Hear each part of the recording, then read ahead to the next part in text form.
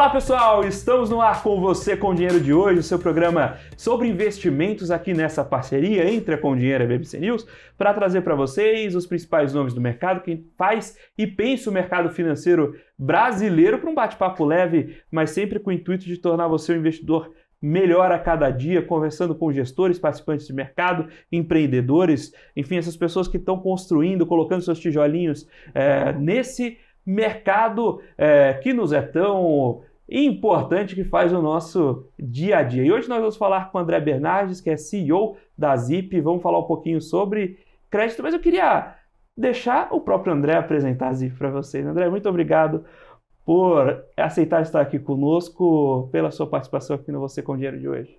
Boa. Prazer estar aqui, antes de tudo. Obrigado pelo convite. Te contar um pouquinho da Zip, então, por cima. Lá. Vou tentar falar um pouquinho da nossa história e daí deixar para você fazer pergunta que você achar mais pertinente. A gente fundou a Zip em 2019, então a empresa tem por volta de 5 anos agora. E a ideia toda é que a gente olhou para o Brasil e via que tinha muitos pequenos empreendedores, pequenos varejistas. E esse público, ele é enorme no Brasil. Para você ter uma ideia, são por volta de 22 milhões de pessoas que ou empreendem ou são empregadas em pequenos negócios. E ao mesmo tempo, super mal atendidos por banco. Então é um público que está sempre comprando fornecimento para trabalhar. Então, pensa na mercearia do bar, no salão de cabeleireiro, esse tipo de pequeno negócio. Pra você ter uma ideia, eles compram anualmente por volta de 1,3 trilhão de reais só de mercadoria para trabalhar. Isso é 13% do PIB brasileiro. E, por outro lado, super mal atendidos em soluções financeiras. Então, não tem bons produtos financeiros hoje no mercado que atendam esse pequeno varejista. Pra você ter uma ideia, por volta de 40% deles sequer têm acesso a nenhum tipo de crédito. Os que têm acesso a crédito ou é o fornecedor que dá algum tipo de prazo, ou o cliente usa o cartão de crédito pessoal dele para trabalhar o negócio dele. Então a gente viu esse cenário e percebeu que era um problema muito grande e a gente queria resolver, né? Na minha vida passada eu trabalhei em banco, eu fazia produto estruturado no banco americano, então sempre gostei muito de desafio financeiro. Trabalhei minha vida inteira pensando como inovar nesse tipo de mercado financeiro, e a gente resolveu criar a Zip para solucionar as dores dos pequenos negócios no Brasil, né? Então, de lá para cá, foi uma longa jornada. A empresa começou a engrenar quando o Pix surgiu no Brasil. Você, como todo bom brasileiro, você sabe o que foi o Pix nesse país, né? O meio de pagamento que mais cresce no mundo. Não tem nada igual no planeta Terra do que aconteceu no Pix. E especificamente esse pequeno varejista adotou de forma massiva o Pix, tanto para receber quanto para pagar. E aí o que a gente construiu, que foi muito bacana, foi uma linha de capital de giro em cima do Pix. Então você pode pensar nesse produto como se fosse uma evolução do cartão de crédito, só que ele roda em cima do meio de pagamento que o governo construiu, que é o Pix. Então o meu cliente, ele tem acesso a um aplicativo no qual ele consegue fazer pagamentos via Pix para fornecedores do negócio dele, locatários da loja que ele está, enfim, qualquer tipo de pagamento Pix. E a graça toda é que esse pagamento ele é feito via crédito e não via dinheiro. Então, o meu cliente, quando ele faz um Pix pela plataforma da Zip, ele não usa o dinheiro dele naquele momento. A gente faz o pagamento via Pix e ele ganha até 10 dias para nos pagar de volta. E é com esse prazo que ele gira o negócio dele. Lembre que esses são os negócios de capital de giro rápido, né? Se você pensar numa mercearia de bairro, ela está vendendo coisa todo dia, então ela recebe fluxo de caixa todo dia. E aí a gente oferece essa alternativa, esse capital de giro para que esses pequenos negócios trabalhem melhor. Esse produto a gente lançou faz 2 anos. De lá para cá a gente foi por volta de 1.000 clientes para 50 mil clientes. Então a gente está crescendo muito rápido. Últimos 12 meses a gente transacionou 1,4 bilhão na nossa plataforma e a gente continua crescendo muito rápido. A ideia é atender o máximo desses 22 milhões de pequenos negócios que tem no Brasil com a nossa solução, ajudá-los a prosperar, ajudá-los a comprar melhor mercadoria, trabalhar com algum tipo de fôlego no negócio, crescer o negócio deles, garantir que tem sempre ingrediente na prateleira, que é um problema que às vezes falta, né, para vender. e, e dormir com a consciência de que a gente está resolvendo um problema que tem impacto direto no PIB do país. Acho que isso é importante. Quando eu decidi empreender, eu estava em busca de resolver um problema grande o suficiente dentro do mundo financeiro, no qual eu pensasse que se aquilo fosse resolvido, eu ia estar ajudando de alguma forma o país a ir para frente. Acho que esse é o geral assim do negócio. Acho que o último ponto que eu gostaria de deixar em evidência é que esse é um negócio de tecnologia. Então, apesar desses números que eu falei de clientes atendidos, volume movimentado, serem grandes e crescerem rápido, o meu time ele é um time pequeno. Ele é um time de 50 pessoas apenas. A maioria dessas pessoas tem formação em engenharia, ciência de dados, gestão de tecnologia, esse tipo de formação. Eu acho que a Zip é um testamento do poder da tecnologia, né? O que você consegue fazer e escalar rentavelmente tipos de negócio que antes, sem tecnologia, seriam impossíveis de resolver esses problemas. E hoje, com tecnologia, se você monta um time proficiente, você consegue alcançar mais clientes, resolver problemas maiores em escala e rentavelmente. Então, acho que esse é um ponto super interessante da empresa também. Vou dar um pausa aqui, eu acho que eu falei bastante coisa. Vou deixar você perguntar o que você acha que for mais interessante para o programa. Que isso, acho que tem um pedaço importante do empreendedorismo, é a irracionalidade. Né? Ninguém trabalha 24 horas por dia, porque na prática, quando o negócio é seu, você trabalha 24 horas por dia, você vai tomar banho, você está pensando nisso, vai dormir pensando nisso, você sonha com o negócio. Sim. Não existe conta financeira que faça esse desajuste fechar. Então você tem que ser de alguma forma apaixonado pelo negócio. Então é normal e é bom quando o empreendedor fala do negócio, você vê essa paixão, esse envolvimento com o que está sendo feito. Boa. Agora você comentou que esse empreendedor, esse pequeno empresário, ele não é bem atendido em crédito. Isso tem um pedaço de produto que é oferecido, mas também se constitui no que é a cultura de crédito no Brasil.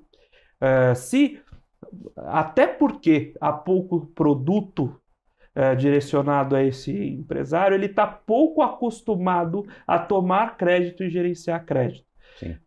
Então eu queria ouvir de vocês como vocês foram buscar solucionar e fechar um pouco desse gap.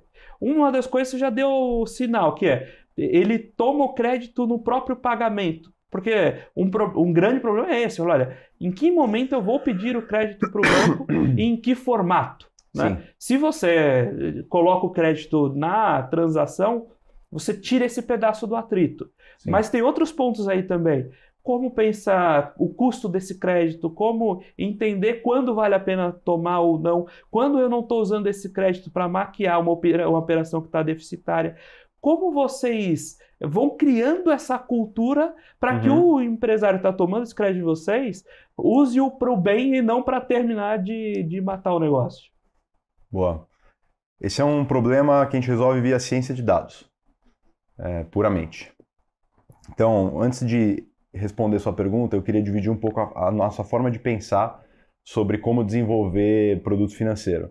O que a gente acredita é que bons produtos financeiros, eles ajudam o cliente a tomar boas escolhas e decisões. É quase como se eu fosse oferecer para você algo que eu tenho confiança que você vai usar e vai fazer sentido para você, versus te oferecer alguma coisa que pode te colocar numa armadilha. Então, como que isso se manifesta no nosso produto? Você falou já uma forma. O produto é feito para você fazer pagamentos. Então, não é feito para você... não é um empréstimo pessoal, que você pega aquele dinheiro e você vai gastar no que você quiser. Outro ponto do produto ele é um capital de giro de até 10 dias. Por que isso é importante para os clientes que a gente está atendendo?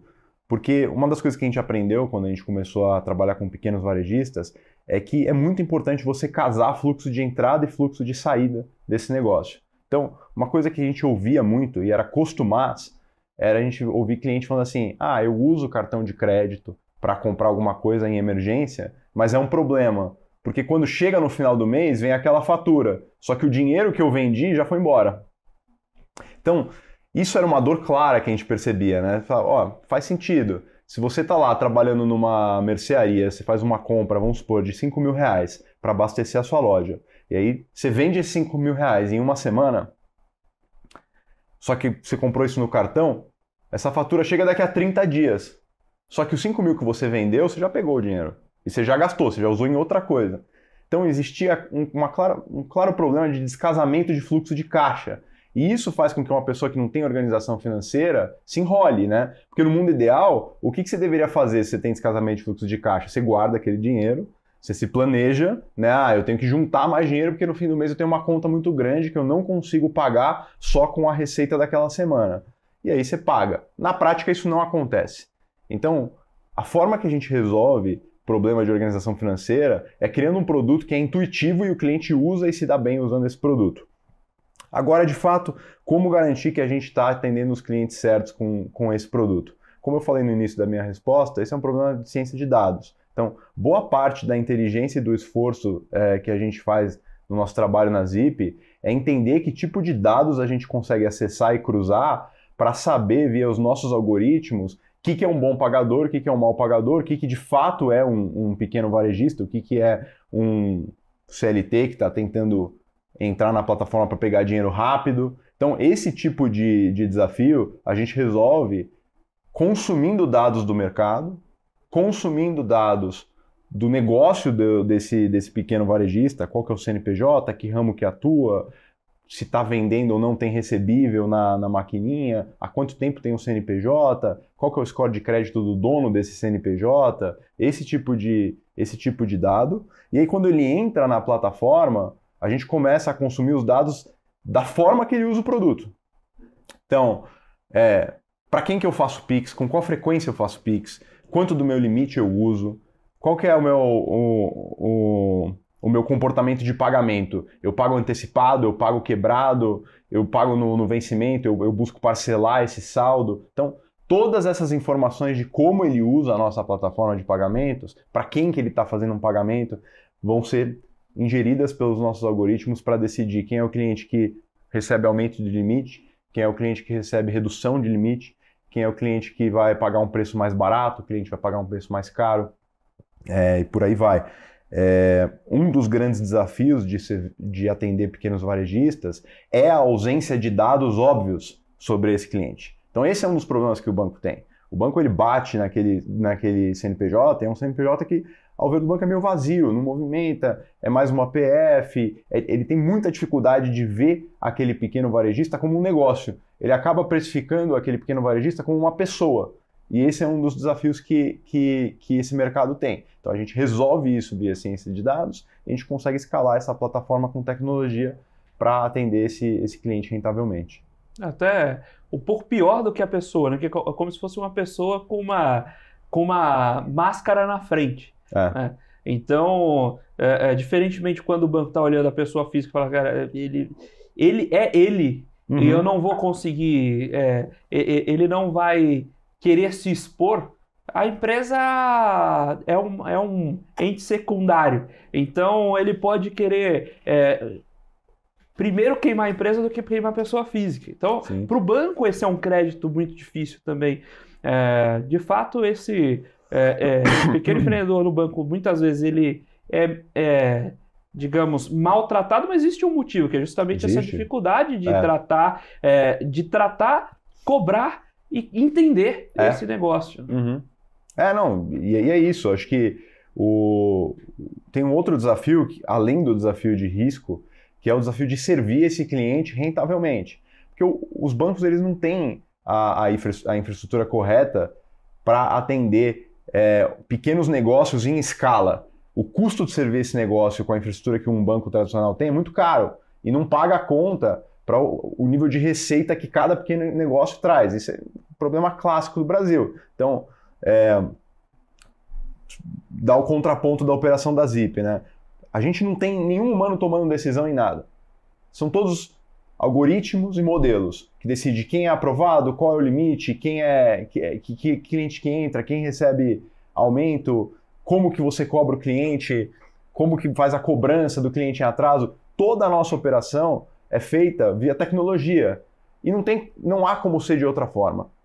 Porque esse cliente ele é um cliente muito pequeno e é pulverizado. Se você for tentar usar uma operação humana para atendê-lo, o custo do serviço fica muito caro, a conta não fecha, entendeu? Esse é um pouco também do desafio que os grandes bancos têm. Eles falam, olha, eu não consigo criar uma operação rentável para mês. Não tem como, é muito caro para mim atender na minha plataforma, do jeito que ela funciona, esses clientes, entendeu? Então esse também é uma outra vantagem da Zip. A gente surgiu do dia zero pensando, para resolver esse problema, a gente tem que usar tecnologia. Porque se não usar tecnologia, o custo do serviço desse cliente vai ficar proibitivo para a gente conseguir ter uma operação rentável. E como vocês financiam a operação? Vocês usam crédito, vocês usam captações de terceiros, FDICs, assim por diante? Ou com uma estrutura de capital próprio? Como vocês desenham o lado direito aí do balanço?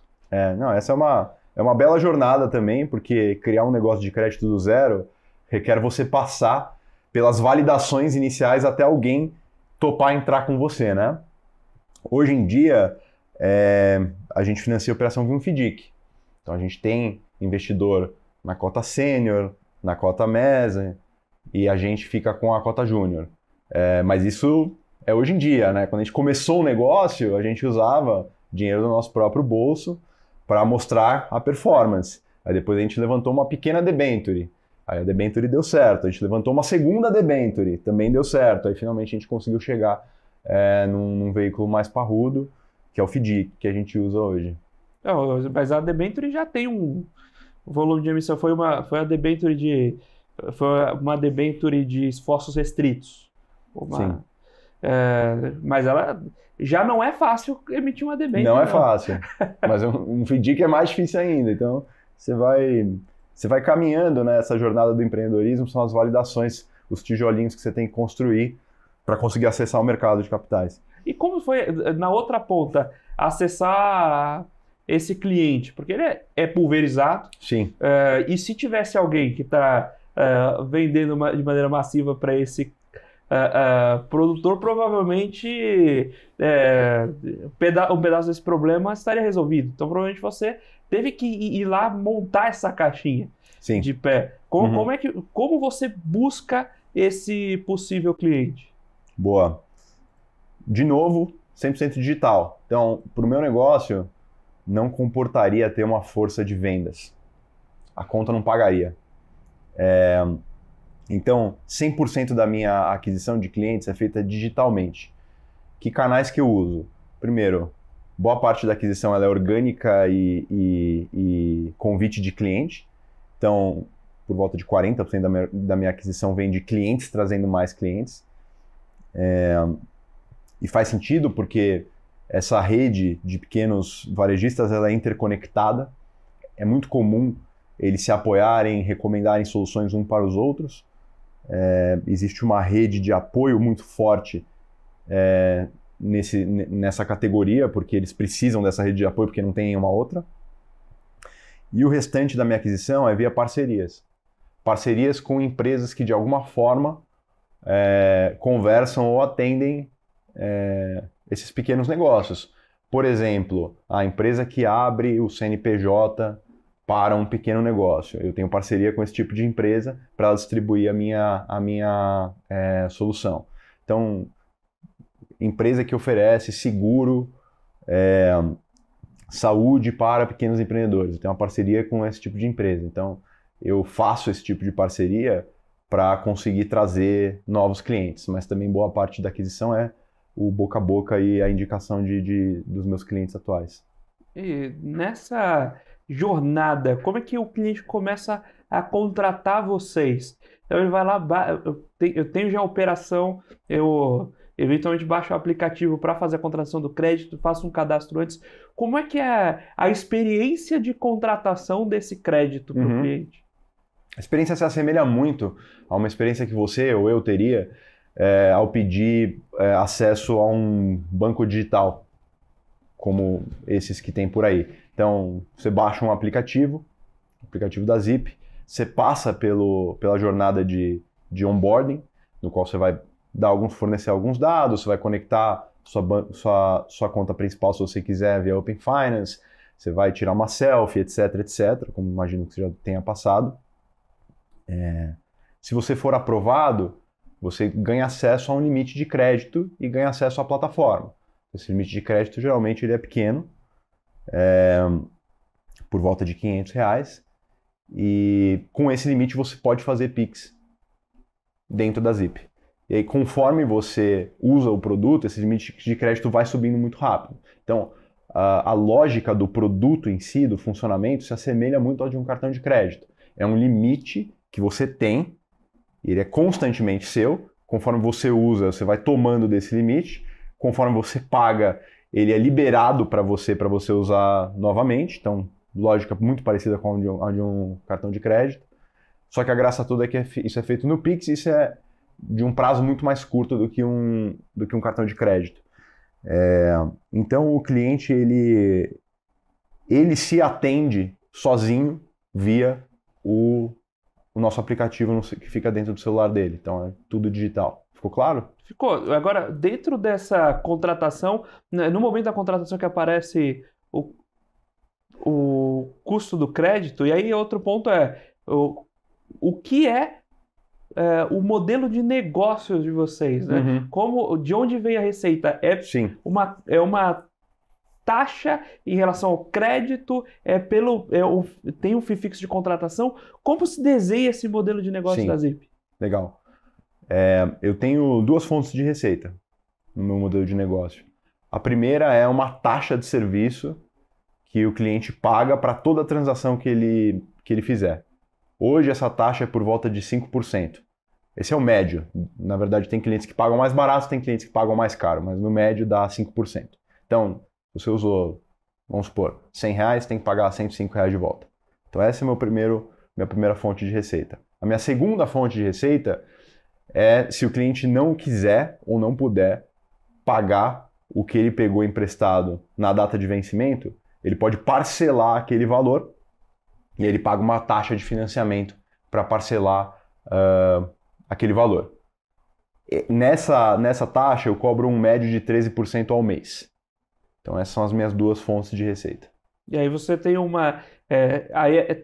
tem mais essa carinha mais de, digamos, juros mesmo, de você ir cobrando pelo período que está parcelado. Exato. Então, vamos supor, continuando naquele exemplo, né? Chegou na data de vencimento, você tem que pagar 105, vamos supor que você resolve pagar 55. Aí 50 ficou em aberto. Esse 50 você pode parcelar, daí você escolhe semanalmente, não é mensalmente. Semanalmente. Você que aí casa com aquela história do fluxo de caixa. Então você parcela em 2, 3, 4, 5, 6 semanas. E dependendo do quanto que você escolhe, né, parcelar, vai incorrer juros sobre o tempo que você usa o dinheiro. Então, de novo, você pode perceber que tem uma semelhança com o funcionamento de um cartão de crédito, no qual se você não pode ou não quer pagar a fatura em cheio quando ela vence, você tem a opção de parcelá-la. Você, geralmente, para quais contas o seu cliente usa esse tipo de estratégia? Você comentou, por exemplo, o pagamento do aluguel, etc. Sim. Quais são as principais contas que vocês vêm transitando por esse orçamento? Com certeza a principal é pagamento de fornecedor.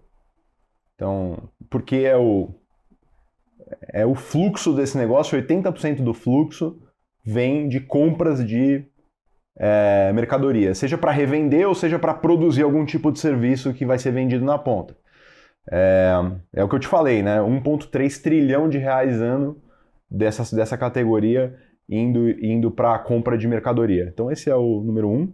Mas também tem outros casos de uso, como conta de aluguel do lugar onde ele está, conta de luz. A verdade é que um negócio desse, ele tem saída de caixa e entrada de caixa errático. Então, você tem um mecanismo de capital de giro ali que você pode usar para manter o negócio girando, entendeu? Mas, no geral, são contas relacionadas a fornecedores. Fornecedores nas suas diferentes vertentes, né? Você comentou, por exemplo, de conta de luz, fornecedores e daria a princípio, daria porque é Pix, né? Uhum. Mas para usar, por exemplo, para o pagamento de de pessoal mesmo, que imagino que especialmente para quem faz serviço, isso é uma Daria. linha que pesa na DRE Daria. também, né? Não, daria, e é um caso de uso legítimo. Por exemplo, guia de turismo. Esse é um caso real que a gente tem. Guia de turismo, muitas vezes ele precisa pagar antecipadamente acesso a parque, acesso a veículo que ele vai fretar, e ele recebe do cliente dele quando termina o passeio. Então o cliente fecha, ele monta toda a logística daquilo e ele recebe no final do passeio. Então esse é um caso no qual esse cliente está usando o capital de giro para fazer pagamentos para o motorista da van, fazer pagamentos para o parque florestal, né, a reserva que vai ser visitada, e recebe depois. Então acho que a beleza do Pix é o fato de ter virado aceito em todo lugar no Brasil muito rápido, né? Então o Pix tem uma penetração impressionante, sobretudo em locais remotos, como por exemplo esse que eu dei, né? Uma reserva florestal provavelmente aceita Pix porque ela tem uma conta, mas não aceita cartão de crédito. Então ele de fato, a beleza do produto vem do fato de também ser construído em cima do Pix. Maravilha.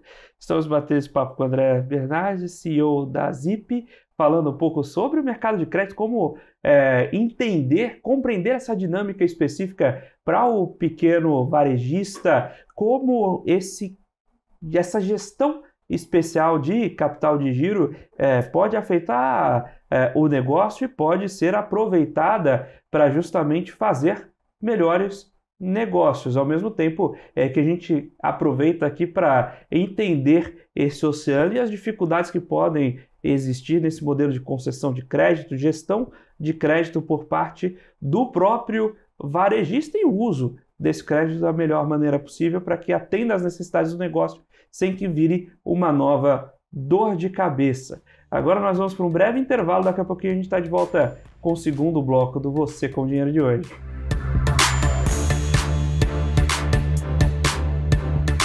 Olá pessoal, estamos de volta aqui para o segundo bloco do Você com Dinheiro de hoje, batendo papo com André Bernardes, CEO da Zip, falando um pouco sobre o mercado de crédito aqui no Brasil, como vivenciar crédito para o pequeno negócio, como que esses varejistas, que muitas vezes não são contemplados pelos produtos tradicionais dos bancos, podem buscar novas ferramentas para capital de giro, para gerir o seu caixa oscilante, nas palavras do André, esse caixa errático da operação, que muitas vezes não só ela é pequena, como ela tem margens muito contidas. Não é aquele negócio, se você tem 80% de margem, provavelmente a oscilação morre na margem.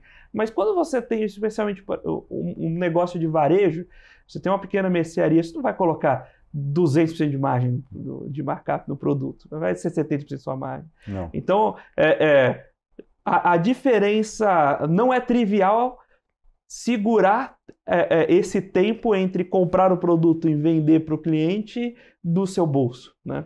Sim. E nessa linha, queria justamente trazer essa provocação. Eu terminei o último bloco falando sobre uma conta que é recorrente, que é justamente pagamento de salário, poderia ser utilizado, mas eu penso muito no contraponto de contas que são mais recorrentes. Como ajudar esse varejista a não se viciar no uso de um capital de giro que não é dele? Olha, eu não sei se o conceito de viciar ele é o correto aqui. Você entende o que eu quero dizer, né? Eu Não começa, poxa, eu tenho aquele dinheiro para pagar o aluguel, aí o primeiro mês você não paga, sim. Você fala assim, eu vou tomar o crédito para... Aí você sim. paga com a conta que você o recebível que você, na verdade, deveria estar guardando, pagando mês que vem. E aí isso vira uma recorrência. Não, Né? esse exemplo que você deu, aí eu vou concordar. Eu acho que esse é um caso de uso não produtivo do dinheiro, né? Se você está barrigando um aluguel, alguma coisa provavelmente está errada com o seu negócio, né? Você está constantemente barrigando um aluguel. Porém, tem alguns casos de uso que são produtivos. Por exemplo, compra de mercadoria é um caso de uso produtivo. Por quê? Porque você primeiro precisa gastar dinheiro para depois ganhar dinheiro. O que significa que a natureza desse trabalho é uma que é deficitária em caixa. Não tem como fugir disso. Se você trabalha vendendo mercadoria, você precisa gastar dinheiro antes de ganhar dinheiro. Então, de alguma forma, você tem que financiar essa diferença de caixa entre o momento de compra e o momento de venda do seu produto. Faz sentido? Sem dúvidas. Então, esse bolso, alguém tem que financiar. Como que um pequeno varejista poderia fazer isso? Ele poderia construir uma reserva de liquidez para fazer isso? Ele poderia.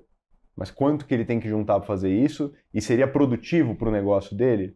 Porque se ele junta esse dinheiro, ele consegue juntar tudo que ele precisa para vender mais? Talvez não. Então, assim, uma maneira de pensar sobre isso é a Zip, por exemplo, ela pega a capital no mercado para alavancar a operação dela. E isso não é errado, isso é ótimo, porque a minha operação requer capital para operar. Aqui a gente está usando a mesma dinâmica, só que na ótica de um negócio muito, muito pequeno. Esse negócio ele precisa de capital para operar. De alguma forma ele precisa se financiar. Não necessariamente se financiar com crédito é uma má ideia. Só que você tem que se financiar com a linha de crédito correta para você ter um bom resultado. E é isso que a gente tenta fazer. A gente tenta criar uma linha de crédito que faz sentido para esse tipo de operação. Você entende, Sim. você entende o que eu quero dizer?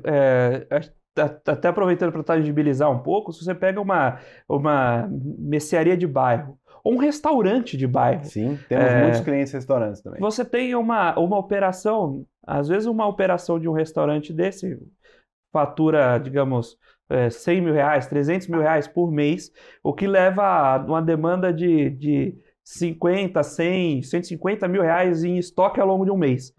Dificilmente as pessoas que começaram aquele restaurante em algum momento tiveram esses 150 mil reais em liquidez. Sim. Aí levando para quem gosta, para quem acompanha números de bolsa, né? Como eu gosto dessas. Você pega um varejista de bolsa, um Carrefour, fatura ali dezenas de bilhões por ano. Se você for no PL daquele varejista, pode ficar tranquilo que ele não tem um ano de receita de PL. Não tem. Então ele também geralmente ele está se financiando com fornecedor. Exato. Né?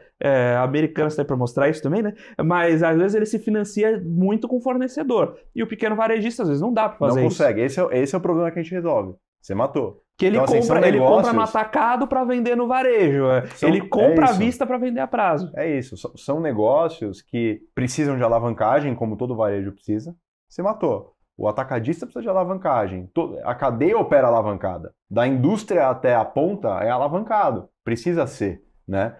A diferença é que o pequeno varejista da ponta, ele não tem a alavancagem que ele precisa para rodar o negócio dele. Você entendeu? Porque o fornecedor não dá prazo para esse cliente, porque é um cliente muito difícil de entender e trabalhar. É o que você falou, imagina um atacado tentando financiar em escala um monte de MEI. Não funciona. Não funciona. Então a gente tenta entender essa transação, e toda a nossa tese é que muitas transações não ocorrem porque não existe crédito para elas ocorrerem. Então quando a gente entra, a gente tem um caso de uso produtivo na cadeia inteira de valor. Que agora você tem esse pequeno varejista comprando mais mercadoria do fornecedor dele, que por consequência vende mais e compra mais para cima, que a indústria produz mais, né? Então, essa é a beleza, eu acredito, da Zip, esse acesso a crédito massificado, num caso de uso produtivo e enorme no Brasil, enorme, assim, é gigante, gigante. Então acho que essa é a beleza do que a gente está resolvendo aqui. Eu ouso dizer que a gente é a primeira empresa no Brasil que conseguiu resolver o quebra-cabeça de crédito massificado, rentável em escala, para pequenos empreendedores. Esse é um problema muito difícil que ainda não tinha sido resolvido. As soluções, você naturalmente vai conhecer muito melhor a estrutura do que eu, mas você ia criando soluções operacionais para desviar disso. Então, por exemplo, você tem uma loja de material de construção de bairro. Aí você não consegue comprar um mês de cimento da produtora de uma vez, porque você não conseguiria esse capital de giro. Aí o que você faz? Você compra de uma outra intermediária, de uma loja de material de construção média, porque aí você consegue comprar em menor volume para ter aquele pedaço de estoque, só que você consome sua margem de outra forma. Então, eventualmente, você consegue o capital de giro, você tem um custo desse capital de giro, mas você desintermedia a cadeia fazendo compras mais eficientes. Tem perdas, tem dissipações operacionais aí que muitas pessoas não colocam na conta. No limite de, se você tem menos capacidade de compra, por um descasamento de capital de giro, você compra mais vezes. Comprar mais vezes implica, muitas vezes, a mercearia de uma cidade pequena. O dono viaja até outra cidade fazer a compra. Sim. Se ele tem que viajar toda semana e não uma vez por mês, olha o custo operacional que você joga para dentro do modelo. Exato. Só que você... E tem outro ponto, tá? Vamos usar o exemplo que você está indo, que eu acho que ele é muito bom. O atacadista, ele muitas vezes dá uma tabela de preço melhor para o cliente que compra a partir de um determinado volume. Muitas vezes, esse pequeno, por não ter capital, não tem acesso a crédito, ele não consegue acessar essa tabela de preço diferenciada. Então, ele faz múltiplas viagens para o fornecedor dele para fazer compras pequenas que cabem no bolso dele, mais caras do que deveria ser, né? Então, não é só o custo da viagem até o atacadista, é também acessar a tabela de preços diferenciada que ele oferece para quem compra em maior volume. Então, você tem vários ganhos de eficiência e produtividade quando você infusiona crédito nessa cadeia de valor, entendeu? Sem dúvida. De novo, isso é bem interessante como o problema nasce e se desenha de maneira específica por esses negócios, né? Como você comentou, poxa, o cartão de crédito não funciona porque eu concentro demais o pagamento e aí você não consegue fazer a programação. Então, é muito particular daquela operação. Eu não consigo comprar no tamanho ideal de lote porque eu não tenho crédito suficiente para comprar aquele tamanho de lote e, consequentemente, eu pago muito mais caro recorrentemente. Isso é muito local da operação. Se você como Zip, tentasse fazer um produto... ao invés de vender o Pix, você vendesse, olha, crédito com o atacado X, isso não ia tampar todas as lacunas, né? É muito mais produtivo dar a flexibilidade no uso do crédito na ponta, porque cada negócio vai se ajustando. Então você consegue ganhar escala você consegue ganhar escala pelo one size fits all, que é o Pix, né? Exato. Exatamente isso.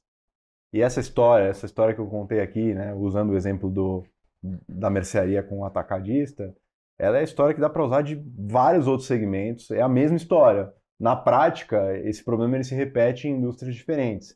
Porque é o mesmo problema, no fim das contas. O problema é de conseguir precificar em escala risco de crédito pulverizado. É muito difícil fazer isso. É muito difícil. E não é o core business de um fornecedor. O fornecedor não tá no jogo para precificar risco pulverizado. Ele tá lá para vender. Ele tá lá para fazer a operação logística e vender mercadoria, entendeu? Então, de fato, é um problema grande que hoje o mercado não tem, diria, nem incentivo para resolver. E a gente está resolvendo ele. Tem até a própria... você comentou, o varejista...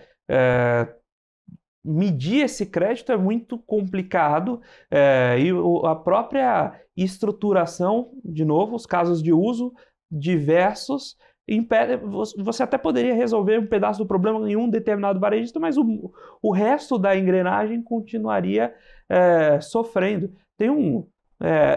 Quando eu estou discutindo com os alunos finanças corporativas, sempre levo o exemplo do efeito tesoura que quebra quebra posto de gasolina. Porque posto de gasolina usualmente compra à vista e vende a crédito o combustível. Então, você começa com um determinado nível de capital de giro. Se você cresce o posto, ele quebra, né? O caso de posto de gasolina é muito emblemático porque ele é grande em volume e bem estreito em margem. Então, esse efeito acontece muito rápido. Mas é o mesmo problema que se enfrenta em vários desses negócios. E, como você disse, eu preciso colocar o dinheiro na frente para conseguir vender depois, né? E aí tem um outro ponto interessante que você falou do cartão de crédito, né? E sobre como o prazo do cartão ele não é casado com a necessidade do pequeno varejo. De fato, isso é verdade. O cartão de crédito ele surgiu para amplificar consumo, né?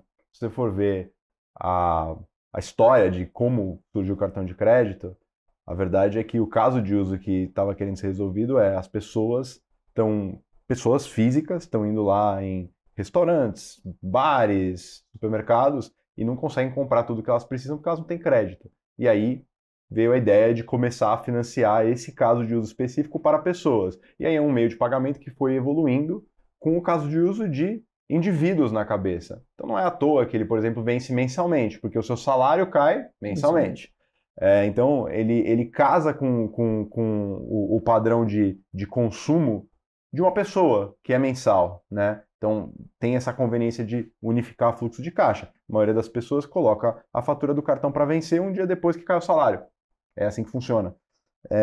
Tem um outro ponto sobre a ineficiência do cartão de crédito, que é o fato de ser uma cadeia de valor muito pulverizada. O que eu quero dizer com isso, né? Quando você olha quantas empresas estão envolvidas para uma transação em um cartão de crédito ocorrer, vão ser entre 5 a 8 empresas, dependendo do tipo de transação. As principais são o banco emissor, que está dando cartão de crédito para o cliente, a adquirência, que está recebendo na maquininha, e a bandeira, que está orquestrando todo o pagamento. Mas tem outras menos populares que estão lá no meio também, a processadora, o gateway, etc, etc, etc. Qual que é o problema disso? Fica caro, né? Porque você não tem uma empresa que precisa gerar lucro, você tem 7. Então, para uma transação ocorrer, 7 empresas precisam ter um modelo de negócio que para de pé. No Pix, o meu sócio é o governo. Né? Eu não preciso de uma adquirência para fazer isso acontecer. Eu não preciso de uma bandeira para fazer isso acontecer. Eu atuo como banco emissor, bandeira e adquirente ao mesmo tempo. Porque eu uso uma tecnologia incrível e que funciona muito bem que o governo criou. Então isso também faz com que o modelo de negócio ele pare de pé. Porque aqui eu estou atendendo um cliente que tem perfil de risco maior do que um indivíduo classe A, né? Então, eu também preciso ter uma operação que é mais rentável do que um cartão de crédito.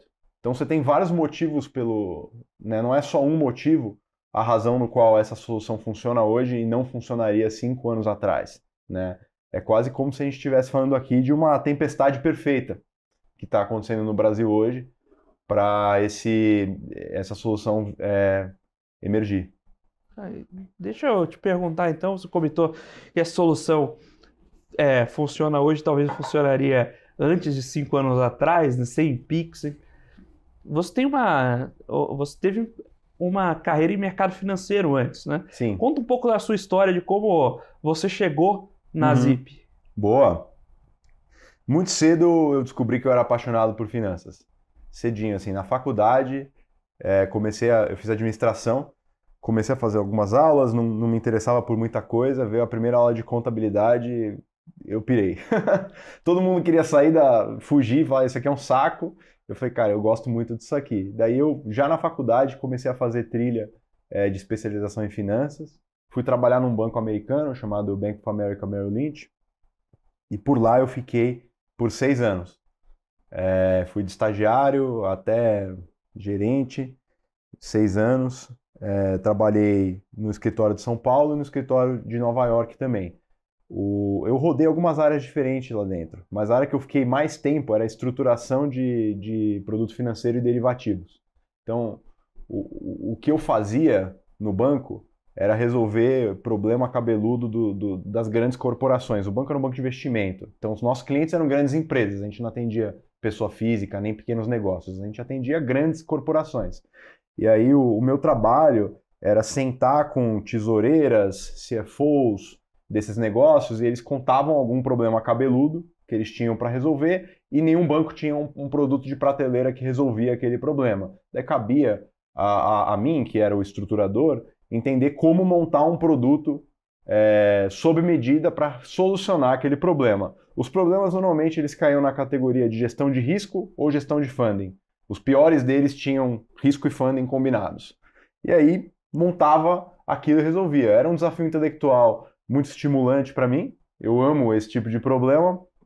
E eu tive a chance de aprender e ver facetas diferentes do mercado financeiro por causa disso.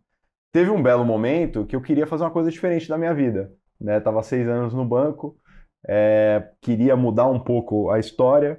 Ouvi falar pela primeira vez, né? Isso foi 2017, ouvi falar um termo que eu não conhecia, que era um termo chamado fintech. Aí eu me eduquei. Eu falei, pô, então tem empresas de tecnologia que estão resolvendo problemas grandes no mundo financeiro. Isso parece fascinante, parece que é uma coisa que eu preciso aprender mais. E comecei a me envolver em tecnologia ainda dentro do banco. Eu montei uma frente no banco de conectar fintechs com o banco. Essa foi a primeira coisa que meu pezinho em tecnologia foi esse. Mas aí eu rapidamente percebi que eu queria de fato trabalhar em fintechs e não ser o cara que conecta. Você queria estar do outro lado do balcão. Queria estar do outro lado. E aí eu recebi uma oferta de um empreendedor dinamarquês que morava em Hong Kong, montando uma fintech lá. Eu recebi uma oferta para liderar uma vertical de produtos dessa fintech lá. E eu fui. Eu saí do banco e fui morar em Hong Kong. Em Hong Kong eu validei que esse negócio de empreender era uma coisa que eu gostava. Eu até faço uma brincadeira que é assim, você sabe qual é a semelhança e a diferença da vaca e do porco? Não. Eu vou te explicar. A semelhança dos dois é que esses dois animais eles passam o tempo inteiro mergulhado na lama. A diferença é que a vaca odeia e o porco adora. Eu descobri que eu era um porco. Sim. Aquela ambiguidade, aquele negócio de, pô, tá muito difícil, não dá pra saber pra onde que a gente vai, isso aqui nunca vai dar certo. Você tá, tipo, até aqui de lama. Eu falei, cara, isso é divertido. E aí foi nessa que eu falei, bom, eu quero empreender. Esse empreendedor que me trouxe pra lá, ele tinha feito um MBA no MIT. E ele me ajudou com a ponte lá, eu acabei indo fazer um MBA no MIT também. Eu passei 2 anos no MIT e a minha ideia lá era basicamente aprender por osmose alguma coisa de tecnologia com a turma que estava, né, no coração da coisa. Lá eu tive a sorte de conhecer meus 2 sócios, o Bruno e a Ludmilla, e a gente resolveu se juntar para empreender de volta no Brasil. E aí no começo, a forma que a gente pensou sobre, né, que problema a gente queria resolver foi muito ampla. A gente colocou 3 estacas no chão. A primeira era, tinha que ser no Brasil.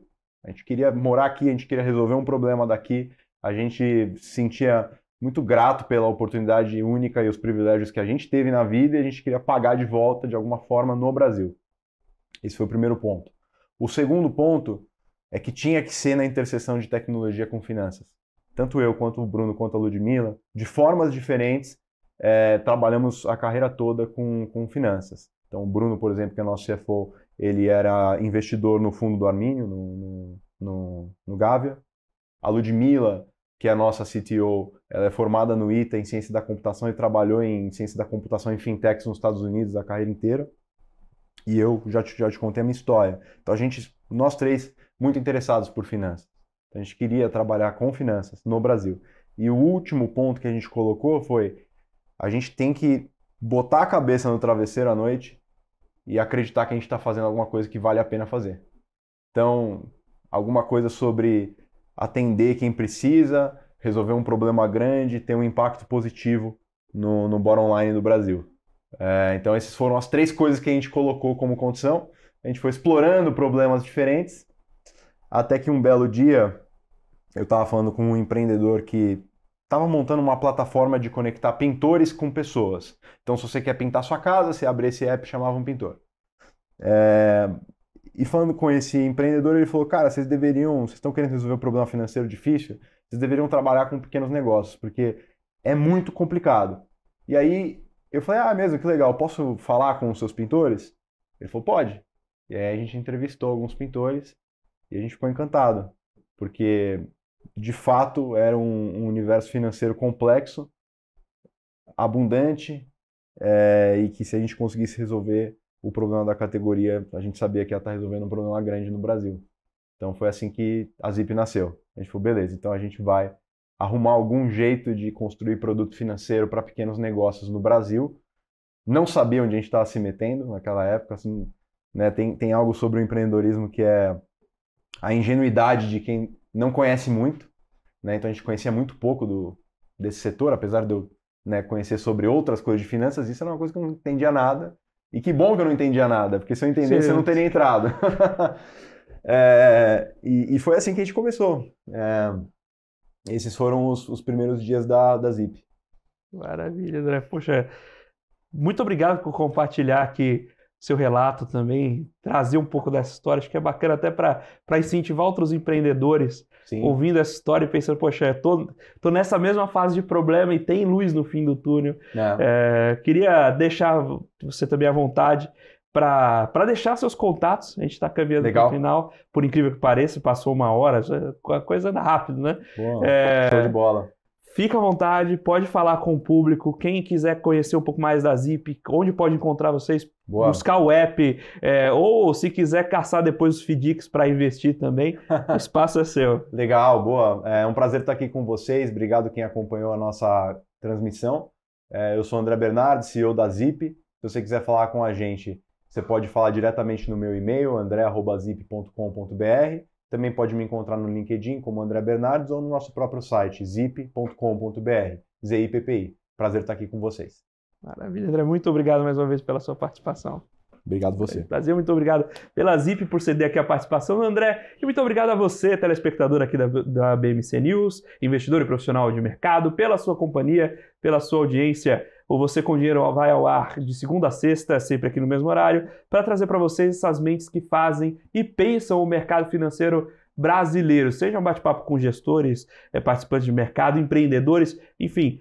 A ideia aqui é sempre trazer um pouco mais de informação, trazer os insights para a sua carteira de investimentos e se tornar você um investidor melhor a cada dia. Se você quiser saber um pouco mais sobre a Com Dinheiro, como ela pode ajudar você, seus investimentos e o seu negócio, visite www.comdinheiro.com.br e manda também um e-mail para a gente em contato@comdinheiro.com.br com sua dúvida, sua sugestão, seu feedback ou um convite para um café, sempre um prazer estar aí com vocês. O Você com Dinheiro de hoje vai ficando por aqui. Muito obrigado mais uma vez pela sua companhia, pela sua audiência e até a próxima.